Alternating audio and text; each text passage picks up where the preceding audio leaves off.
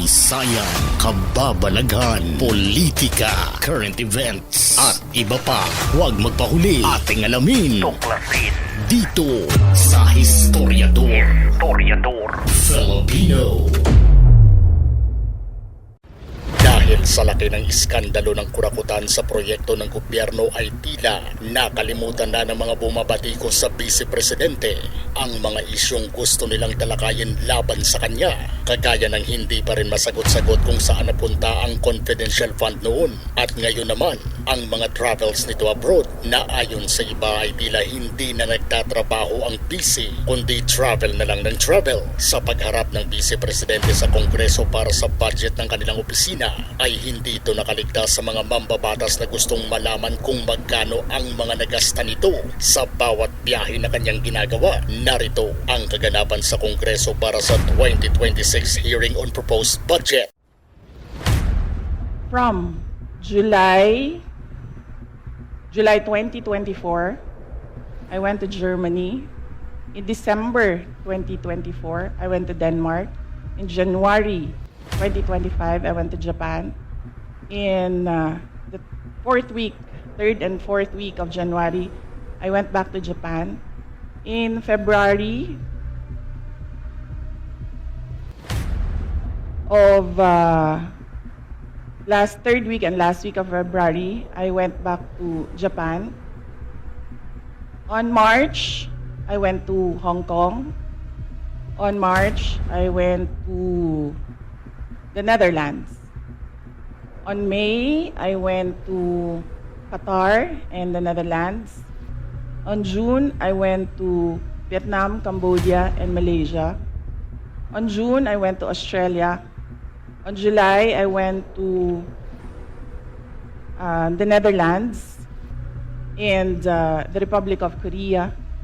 And very recently, from August to September, I went to Kuwait, the Netherlands, France, and Belgium.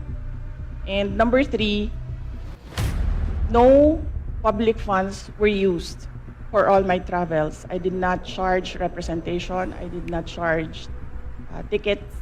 I did not charge per dime for all my travels in the office of the Vice President. So if you can see in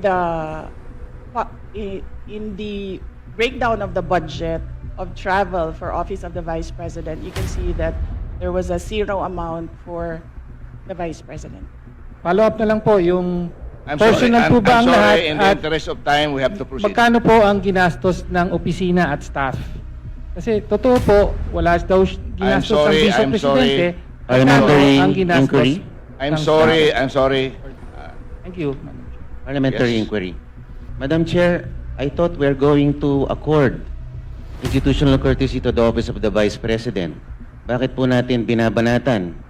Bakit natin tatanungin? It's already settled that we're just giving Mr. two Chair, questions from the minority. Mr. Okay? Chair, hindi po, 5 minutes each. wala pong Opo. binabanatan But dito. does I not take preclude exception the other members to the- from making a Congressman manifestation. Daniel, sandali I lang. take exception to the use of the term binabanatan. Nagtatanong lang po tayo rito at lihitimo naman po ang mga tanong. Madam Chair. So maybe I ask the congressman. Mr. Chair, may we withdraw request the for a comment. suspension of Session the... suspended. Hearing suspended. Madam Chair, I would like to correct myself. I was informed that I mentioned that the travel authority is approved by the Office of the Vice President. The travel authority is approved by the Office of the President. Thank you. I'd like to take off po sa questioning na ni Representative Tino. Meron po kasing minention na list of destinations na tinake ni Vice President this year under travel authority. But we like to take note na in a press conference of the Office of the Vice President, meron pong security and staff na kasama si Vice President. So can we ask po, no, paano po pinopondohan yung pagpunta, flight and accommodations ng staff and security ng OVP? Madam Chair, may I be allowed to ask a question?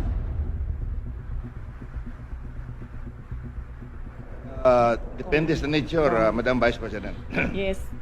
Magpinsan po ba si congressman ko ngayon tsaka si Zaldi ko? Ano po yun? Gusto ko Mr. lang Chair, I can malaman. answer. Are they relatives? Please answer, Congresswoman Rene. I have no familiar relation po to Zaldico or to Representative Zaldico or any of their relatives po. Thank you, Madam Chair. So, we are talking about international travels, no, as of July 31. So, for two travels in Southeast Asia, for the security, it's 474,646.93 pesos. And for the OVP personnel, these are for 2 trips, 463,733.6 for a total of 938,379.99. For one trip to Australia, for the security, it's 438,383.26. And for the OVP personnel, it's 206,988 for a total of 645,371. For the Middle East and Europe, 3 trips. The total is for the security is 2,922,869.98. And then for the OVP personnel, that's 1,825,329.47 for a total of 4,748,199.45. For 3 trips in East Asia, the security budget was 1,141,937, and for the OVP personnel, 0, because they did not join these trips. And the total is 1,141,937. The total for 9 trips for both the security and OVP personnel is 7,473,887.70. Thank you, Madam Vice President. Congresswoman ko. Mr. Chair, may we request a detailed copy of the report that the Vice President gave in relation po sa spending po ng security and staff for foreign trips abroad. We will request the Office of the Vice President to supply the committee with such record. Thank you, Madam. Yes. Mr. Chair, I'd like to ask another follow-up question. Ilan po yung staff and security na dala po ng Office of the Vice President in these trips na funded po, na of this breakdown ng fund na binigay?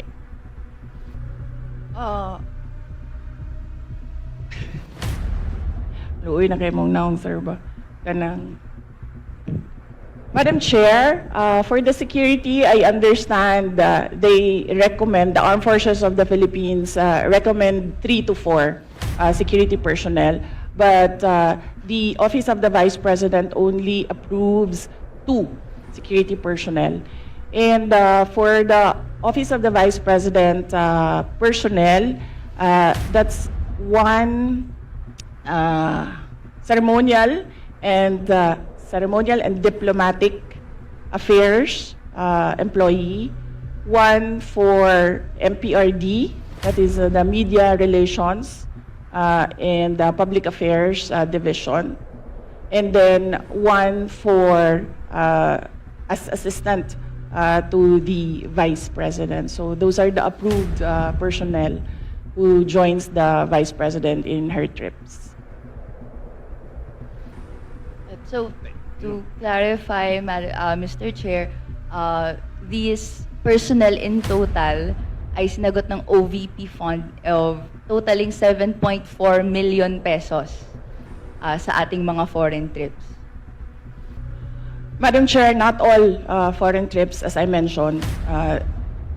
Security is always recommended by the armed forces of the Philippines, but some trips do not have OVP personnel because there are only 3 trusted OVP personnel who can do the work that I demand from them, and sometimes they are not available.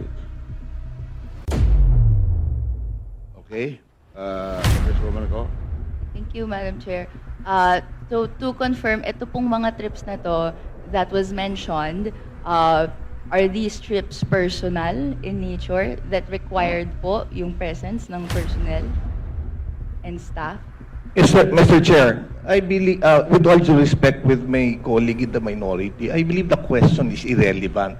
Because even if the Vice President travels on her personal capacity, we cannot disassociate herself from the office of the Vice President. She's still the Vice President. The Exactly. reason for the travel is business, but she could also travel in her personal capacity, but she's still the Vice President. So I believe the question is irrelevant. With all due respect with my colleague. Mr. Chair, thank you. just to respond po, no, this is just a mere question, whether the nature of the trip is personal or business po, no, or whether it's official. This is a question that I'd like that could be posed, and I hope to post po to the Madam Vice President. Madam Chair, it depends. If I have activities for the Office of the Vice President abroad, the 3 OVP personnel join the trips. But if the trip is purely personal and I do not have events for the Office of the Vice President, they do not join the trips. So in the graph, in the table that I mentioned earlier, those were the trips that the 3 personnel from the Office of the Vice President joined. But in the case of security personnel, this is something that is beyond the Office of the Vice President. It is decided by the Armed Forces of the Philippines. Noon pa man sa panahon ni na Emilio Aguinaldo at Andres Bonifacio ay mahirap nang ipagkasundo ang kanilang mga paniniwala at partido. At kahit ngayon sa moderno ng panahon ay daladala pa rin natin ito. Kakaiba talaga ang politika at mga politiko sa Pilipinas. Kung hindi magnanakaw ay mahirap namang magkasundo para sa ikakabuti at ikakaasenso ng lugmok na nasyon ng mga Pilipino. Kung gusto nyo ng mga ganitong klaseng videos, panoorin, pindutin ang notification bell, mag-subscribe at i-share sa mga kaibigan. Maraming salamat po hanggang sa susunod dito sa Historiador Filipino.